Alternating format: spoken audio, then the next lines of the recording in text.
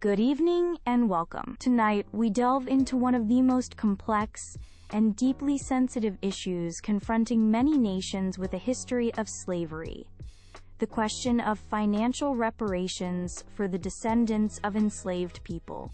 It's a topic fraught with historical pain, ethical considerations, and significant practical challenges. The central question we explore is this: are financial reparations a necessary measure for achieving justice and reconciliation, a tangible acknowledgement of profound historical wrongs and their enduring legacy?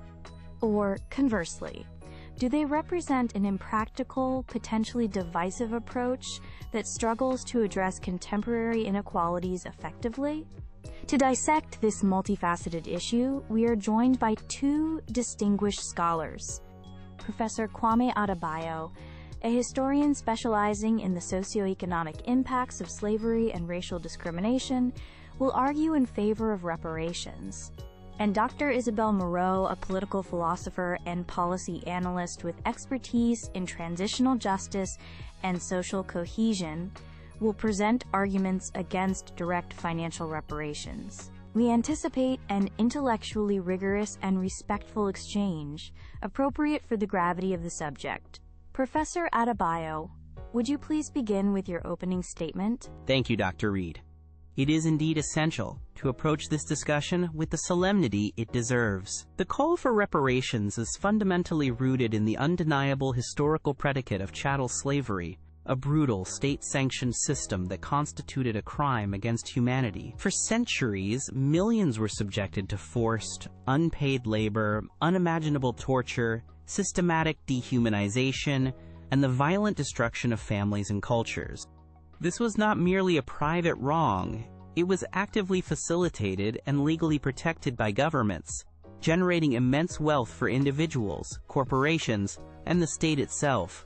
Wealth built directly upon stolen lives and stolen labor. Crucially, the abolition of slavery did not signify an end to state-sponsored economic and social oppression. It was immediately followed by decades of legally enforced discrimination, black codes, Jim Crow laws, convict leasing, sharecropping exploitation, and systemic exclusion from opportunities such as the Homestead Act or the GI Bill's full benefits. Practices like redlining systematically denied black families access to federally backed mortgages, preventing them from building home equity, the primary driver of intergenerational wealth for many other groups in the 20th century. The consequences of this unbroken chain of injustice are not abstract historical footnotes.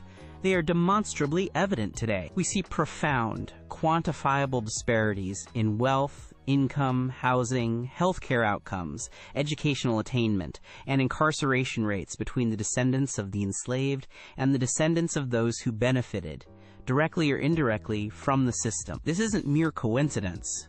It's the direct, foreseeable outcome of centuries of deliberate policy choices. The intergenerational wealth gap is not a natural phenomenon. It is an engineered one. Therefore, reparations should not be misconstrued as charity or a handout. They represent a long overdue acknowledgement of a debt owed, a measure of accountability for the specific, identifiable harms inflicted by the state, and the enduring economic and social advantages denied to generations. It is about repair, about addressing the material consequences of foundational injustice. Some argue too much time has passed, but the harm is not confined to the past. It persists in the present-day structures and inequalities that continue to disadvantage descendants. Addressing this legacy through tangible financial means is a prerequisite for genuine justice and reconciliation. Thank you, Professor Adebayo. Dr. Moreau, your opening statement, please. Thank you, Dr. Reed. And thank you, Professor Adebayo, for articulating the profound historical context. There is no disputing the horrific injustice of slavery and the subsequent century of legally sanctioned discrimination, nor their devastating and lasting impact on individuals, families, and communities. The moral gravity of this history is undeniable, and acknowledging it fully is paramount. However, acknowledging historical atrocity and its legacy does not automatically translate into the conclusion that direct, individual financial reparations are the most just, feasible, or effective remedy in the 21st century. My concerns center on several fundamental points, beginning with feasibility. Establishing eligibility for reparations presents an extraordinarily complex challenge. How do we accurately and equitably identify all legitimate descendants of enslaved individuals across multiple centuries, accounting for migration, intermarriage, and the often deliberate destruction or absence of records? Any attempt risks arbitrary lines, potential fraud, and excluding individuals with valid claims, while potentially including others whose connection is more tenuous. Furthermore, how would one even begin to calculate the quantum of compensation? Do we calculate based on estimated unpaid wages, accumulated wealth denied, compensation for suffering, or some other metric? Each approach is fraught with methodological difficulties and potential for endless dispute. The sheer administrative complexity and cost could be staggering. Secondly, there is the principle of liability. While acknowledging the nation inherited the consequences of past actions, the notion of imposing a direct financial obligation on contemporary taxpayers, many of whom are recent immigrants, or whose ancestors were not involved in or beneficiaries of slavery, raises profound questions of fairness and legal principle.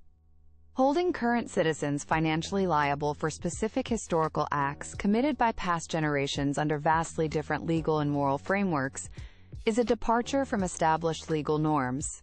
We must differentiate between collective responsibility to address present-day inequality and direct financial liability for historical sins. Finally, we must consider the potential societal consequences. While proponents argue reparations could foster reconciliation, it seems equally, if not more, plausible that such a policy could exacerbate societal divisions, breed resentment among groups who feel excluded or unfairly burdened, and ultimately hinder the collaborative efforts needed to achieve genuine racial equity.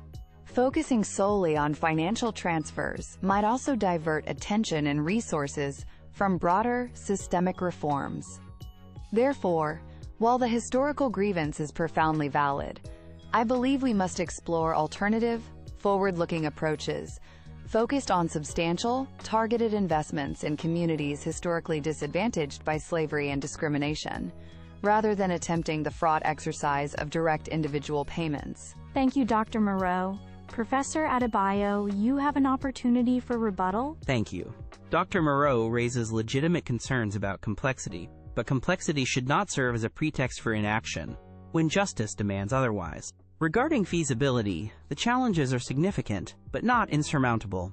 Genealogical research capabilities, combined with DNA technology, have advanced considerably. Furthermore, precedents exist for reparations programs, such as those for Japanese Americans interned during World War II, or for Holocaust survivors and their heirs. While the scale and temporal distance differ, these cases demonstrate that mechanisms for identification and distribution too can be designed and implemented.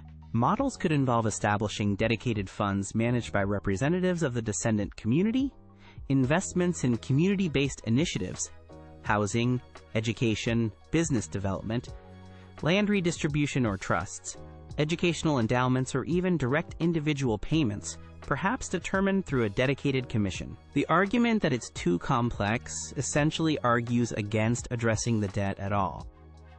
On the question of liability, it's crucial to understand this isn't about assigning personal blame to contemporary individuals. It is about the nation acknowledging and settling a debt incurred through its own past actions and inactions, the benefits of which continue to accrue unevenly. Citizens inherit both the assets and the liabilities of their nation's history. The current economic structure, the very foundation of national wealth, is inextricably linked to the exploitation of enslaved labor and subsequent discriminatory practices. Addressing this isn't imposing a new burden. It's rectifying an old, unpaid one that continues to distort our present. Finally, the argument about divisiveness ignores the deep divisions that already exist, precisely because these historical injustices remain unaddressed and their consequences unrepaired. Persistent, racially correlated inequality is inherently divisive. True reconciliation cannot be achieved by avoiding difficult truths or necessary acts of repair.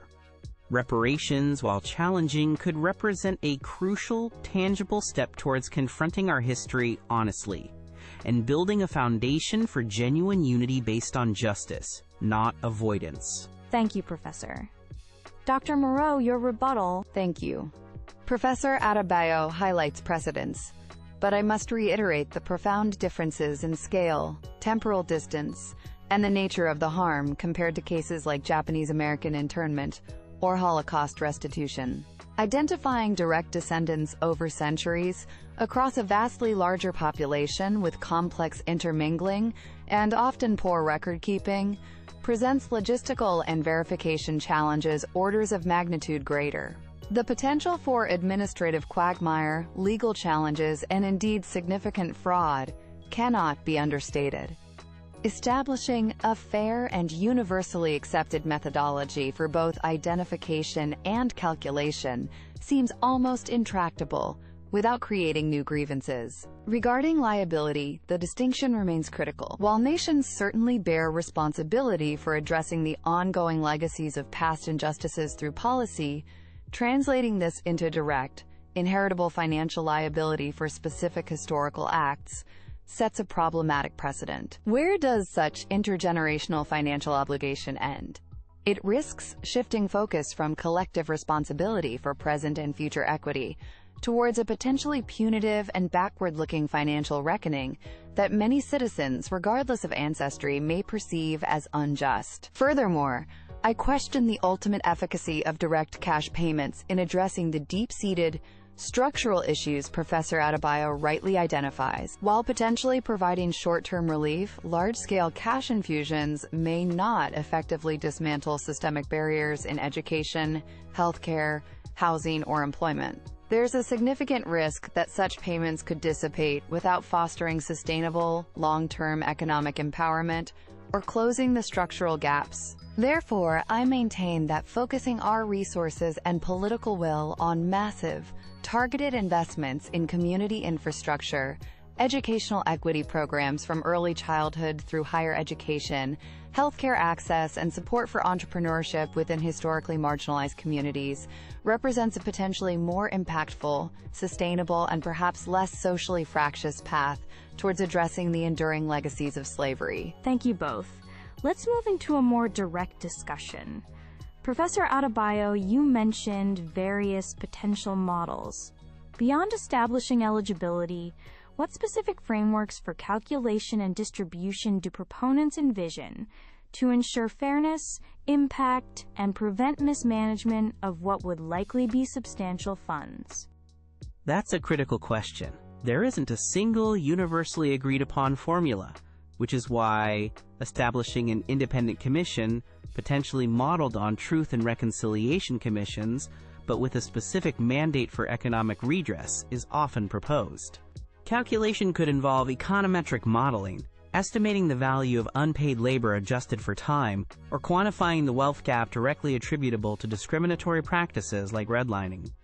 Distribution could involve a combination of approaches: direct individual payments, perhaps tiered based on lineage, certainty, or need, funding community land trusts or development corporations, substantial endowments for historically black colleges and universities, or HBCUs, and educational programs, seed capital for black-owned businesses.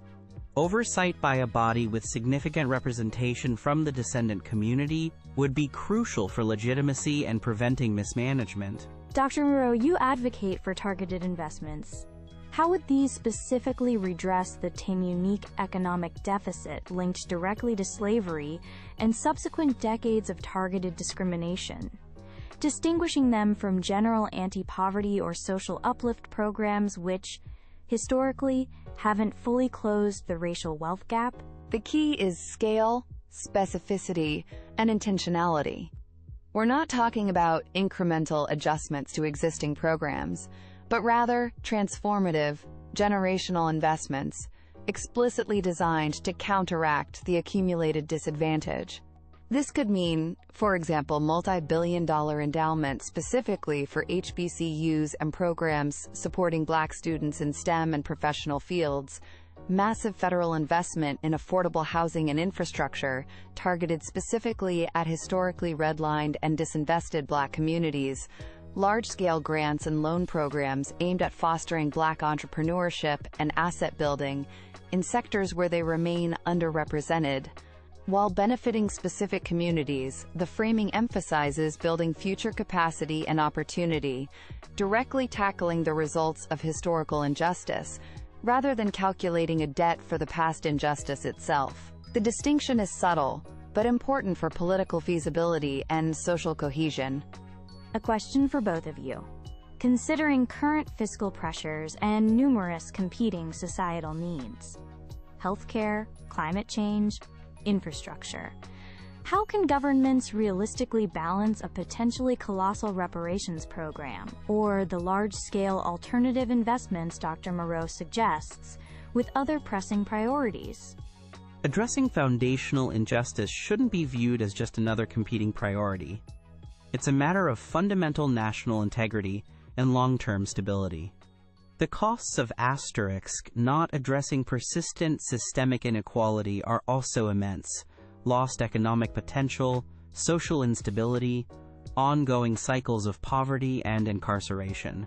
Financing could involve long-term bonds, dedicated taxes, or reallocation of resources from areas less critical to national well-being.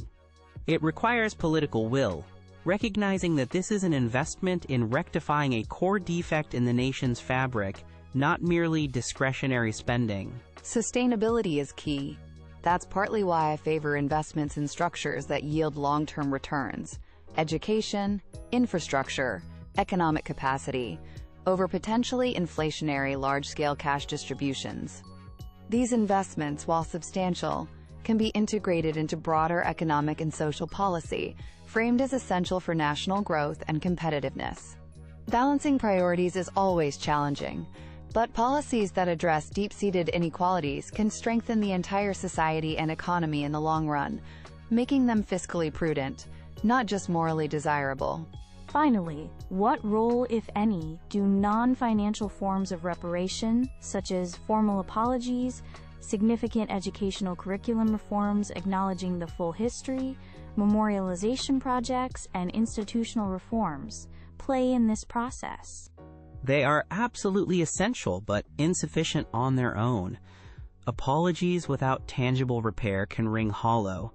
Educational reform and memorialization are crucial for societal understanding and acknowledging the truth. However, they do not address the material, economic consequences of the harms committed. They must complement, not substitute for, financial and material redress. I agree that non-financial measures are profoundly important. Formal apologies, deep educational reform, and meaningful memorialization are vital for acknowledging the past and fostering reconciliation. These steps can help reshape national consciousness, and are perhaps less divisive, and more immediately achievable. They should be pursued vigorously, potentially serving as the primary focus of reparative efforts, complemented by the targeted, forward-looking investments I've described, rather than direct financial reparations. Thank you both. We now move to closing statements. Dr. Moreau, please proceed. Thank you. Throughout this discussion, while unequivocally acknowledging the horrific legacy of slavery and discrimination, I have outlined significant reservations about direct financial reparations as the proposed remedy. These center on the seemingly insurmountable logistical hurdles of fairly identifying recipients and calculating compensation across centuries, the questionable legal and ethical principle of imposing direct, intergenerational financial liability on contemporary citizens for historical acts, and the very real potential for such a policy to exacerbate societal friction rather than foster reconciliation. Furthermore, serious doubts remain about whether direct payments would effectively address the complex, structural disadvantages faced by many descendants today.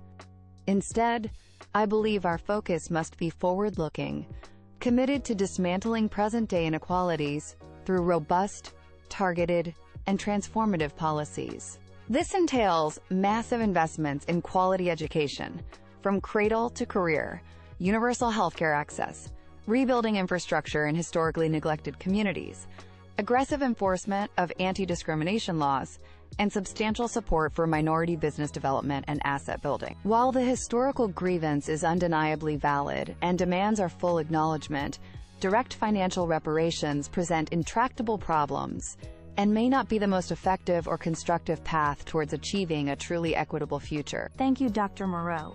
Professor Adebayo, your closing statement. Thank you. Dr. Moreau's proposed investments are commendable and necessary, but they represent what all citizens arguably deserve and should be part of general policy, not a substitute for addressing a specific, foundational crime and its enduring, targeted consequences. Reparations are not merely about closing socioeconomic gaps. They are a specific claim for justice arising from centuries of state-sanctioned theft of labor, freedom, life, and opportunity, which created profound, measurable, and lasting economic harm specifically for the descendants of the enslaved. Addressing this specific historical injury requires a specific remedy, one that includes a financial component, to acknowledge the economic nature of the original crimes and their ongoing impact. The practical challenges, while significant, are not justifications for denying justice. Human ingenuity, particularly when spurred by moral conviction and political will, is capable of devising fair mechanisms. We have tackled complex historical restitution before. We can do so again. This is ultimately a question of moral courage. The courage to confront the darkest aspects of our history honestly, to acknowledge the depth of the debt owed, and to take tangible, meaningful steps, including financial reparations, to repair the damage. Only through such comprehensive repair can we hope to achieve genuine reconciliation and build a truly equitable future for all. Professor Adebayo, Dr. Moreau, thank you both for sharing your expertise and perspectives in this rigorous and illuminating discussion. You've clearly articulated the core points of divergence, centering on feasibility, liability, societal impact, and the most effective means of redressing profound historical injustices and their persistent legacies. This is undoubtedly a conversation that will and must continue.